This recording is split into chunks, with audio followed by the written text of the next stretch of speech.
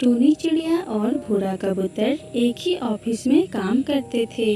दोनों साथ में ही ऑफिस आया जाया करते थे।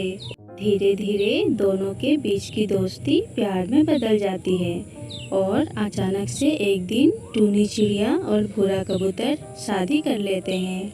भूरा कबूतर जब टूनी को अपना घर लेके जाता है तब भूरा कबूतर का माँ टूनी को देख के खुश नहीं होती है, क्योंकि उनको अपने बेटे के लिए बहू के रूप में उनके घर में काम करके और उसका बात सुनकर रहने वाली चिड़िया चाहिए थी, पर वो बेटे के आगे कुछ ना बोल सकी। टूनी घर का सारा काम करके भूरा कबूतर के साथ ऑफिस भी जाती थी, पर टूनी की सासू माँ उसके एक भी काम में मदद नहीं करती थी। ऐसे ही दिन बीत रही थी। एक दिन टूनी, मैं कुछ दिनों से देख रहा हूँ तुम घर और ऑफिस का कामों में बहुत तकलीफ उठा रही हो। अगर ऐसे ही चलता रहा तो तुम बीमार भी पड़ सकती हो। और तुम्हें तो पता है मैं माँ को कुछ नहीं बोल सकता, क्योंकि अगर मैं कुछ बोला तो वो खाना पीना छोड़ देती है। मैं तो बोलूँगा तुम ऑफिस जाना बंद कर दो और घर में ही आराम से रहो। तुम्हें इतना तकलीफ में मुझे देखना भी अच्छा नहीं लग रहा। टूनी चिड़िया बोलती है, आपने मेरे लिए इतना सोचा, यही मेरे लिए बहुत बड़ी बात है। और आपको माँ जी को कुछ कहने की ज़रूरत नहीं है। वो जैसे भी है मेरी माँ है। कल से मैं ऑफिस नहीं जाऊंगी, घर में ही रह के माँ जी और घर का ख्याल रखूंगी। तब कुछ परेशानी नहीं होगी। रोज टूनी घर का काम करती और भूरा कबूतर ऑफिस जाता। ऐसे ही दिन कट रही थी। शादी को 6 महीना होने को था, तब भी टूनी की सास टूनी को मन से बहू के रूप में स्वीकार नहीं की थी। एक दिन, देख बहू, मैं अपने दोस्त के घर जा रही। उनके घर में पार्टी है। शाम को आने में देर हो सकती है, तो तू घर का काम करके घर में ही रहना। ठीक है माँ जी, आप अच्छे से जाइए, मैं घर का ख्याल रखूंगी। टूनी की सास का ये अब रोज का हो चुकी थी। वो घर में रहती ही नहीं थी। सुबह निकलती, शाम को अपना बेटे आने से पहले आ जाती थी। फिर भी टूनी अपनी सास से कभी कुछ नहीं बोलती थी। मुझे ऑफिस के कामों से कुछ हफ्तों के लिए शहर जाना है। तुम माँ के साथ अच्छे से रहना। जैसे ही काम खत्म होता है मैं आ जाऊँगा। ठीक है जी, आप अच्छे से जाइए और खाने पीने का ध्यान रखना। कामों के चक्कर में खाना पीना मत छोड़ना। भूरा कबूतर शहर को बोल के निकल जाता है। एक दिन अचानक से टूनी चिड़िया की तबीयत खराब हो जाती है।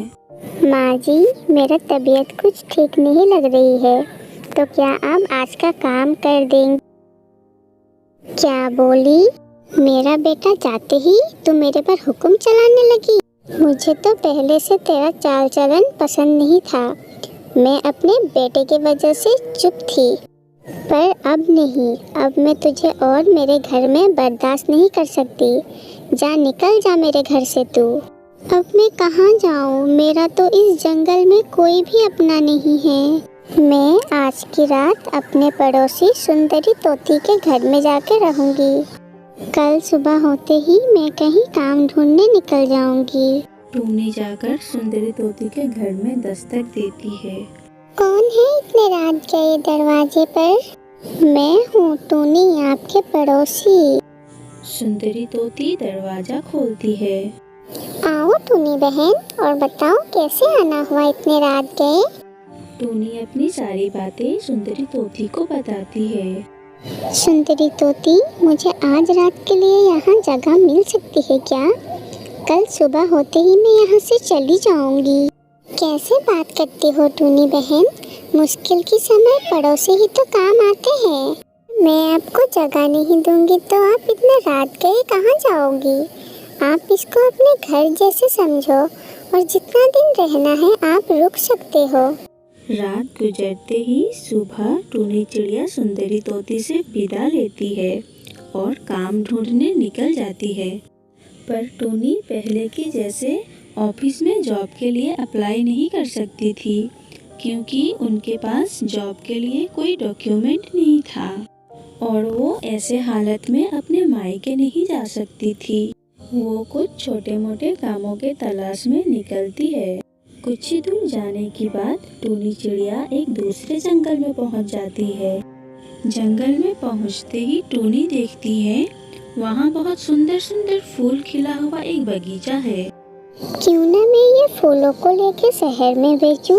वैसे भी शहर में फूलों का बहुत डिमांड है और मैं उससे अपना ज़रूरत का सामान भी ले सकती हूँ।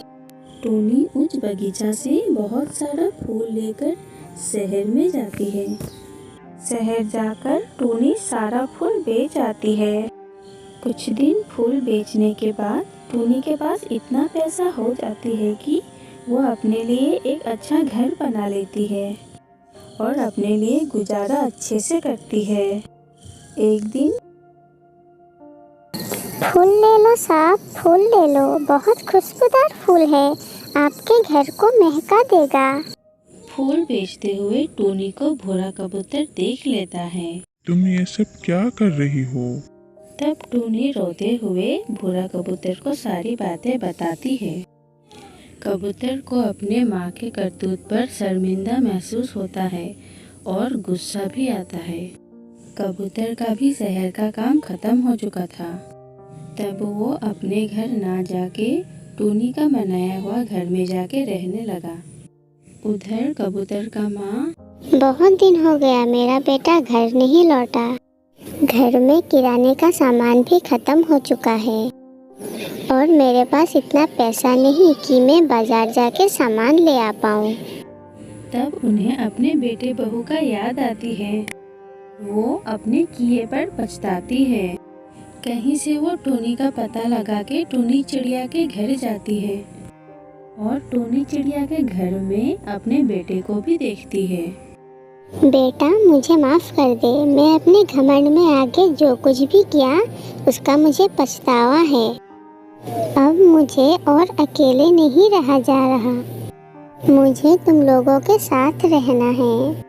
माँ, अपने टोनी को बहुत तकलीफ दिया है, अब वही बोलेगी उसे जो ठीक लगता है। टूनी बहू प्लीज़ मुझे माफ़ कर दे। नहीं माँ जी, आप माफ़ी ना मांगे, मैं आपसे कभी नाराज़ थी ही नहीं और आप अभी यही रहना हमारे साथ। टूनी और भूरा कबूतर सारे बीते हुए बातों को भूलकर अब खुशी खुशी रहने लगे।